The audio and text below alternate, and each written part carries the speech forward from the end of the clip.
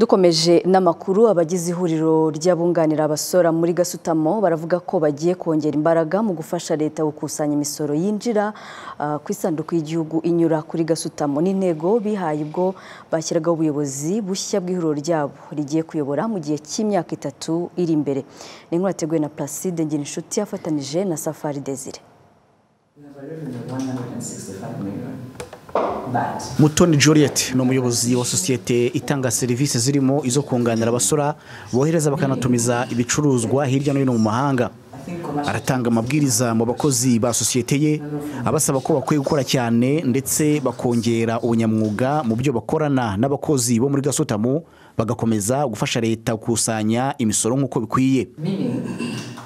Mutoni asobanura ko sosiyete yabo ifite inshingano zo guteza imbere ubucuruzi bwambukiranya imipaka, ariko by'umwihariko bakaba basanzwe bafasha leta gukusanya imisoro y'abacuruzi batumiza cyangwa bakohereza ibicuruzwa mu mahanga, bakaba bifuza kurushaho kugira ngo bakomeze bagire uruhare mu iterambere ry'igihugu. Iyo rero tubikora gutyo twinjiza amafaranga mu kigega cya leta, kuko kandi dukora neza. Umucuruzi amenya neza amafaranga agomba kwishyura, tukanamukurikirana kugira ngo ayishyure. Turanafasha no kugira ngo tubishyurize niyo hari wenda n'uwo bahaye umwenda. Ngewe nka agence biba biri mu nshingano zanjye ku making sure ngo bishyuye Rwanda Revenue. Iyo rero Rwanda Revenue ibonye amafaranga, leta ibonye amafaranga ikagera kuri za targets ziba zikenewe kugira ngo tukomeze kuzamura ubukungu bw'igihugu. Iyi ntego yo gufasha leta gukusanya amafaranga yinjira mu isanduku ya leta aturutse mu misoro ihuriweho n'abandi babarizwa muri uru rwego.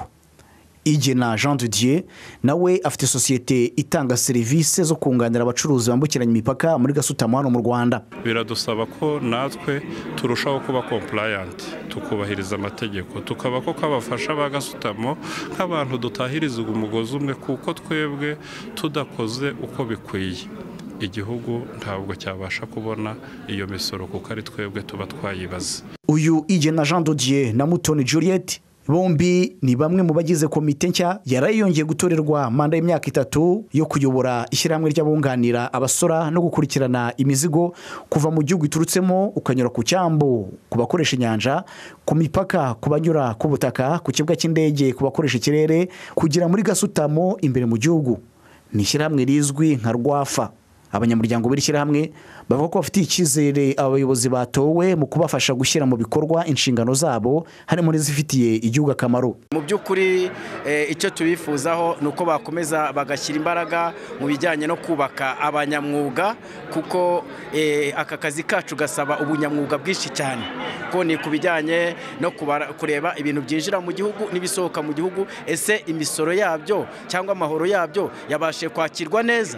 Bose ni abantu twizeyeho ubushobozi, bafite ubunararibonye, kandi twizeye tudashidikanya yuko bazakomeza gukora neza bakorana na stakeholder batandukanye, aribo custom, ama warehouse atandukanye dukorana nayo, bikazatuma tugira iterambere tukajya ku kintu gikomeye nka clearing agency.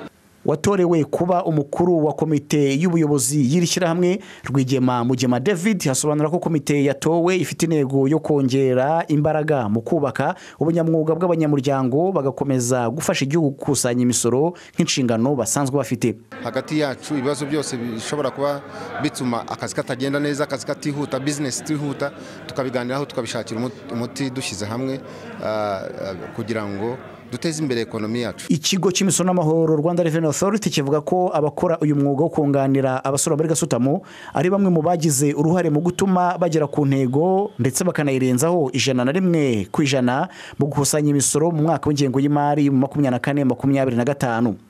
Imibare ya Rwanda Revenue igaragaza ko ku ntego ya miliyari 341 z'amafaranga y'u Rwanda hakusanyijwe miliyari 379 bingana n'igipimo cy'101.3% n'inyongera 16.9% ugereranyije n'umwaka wari wabanje.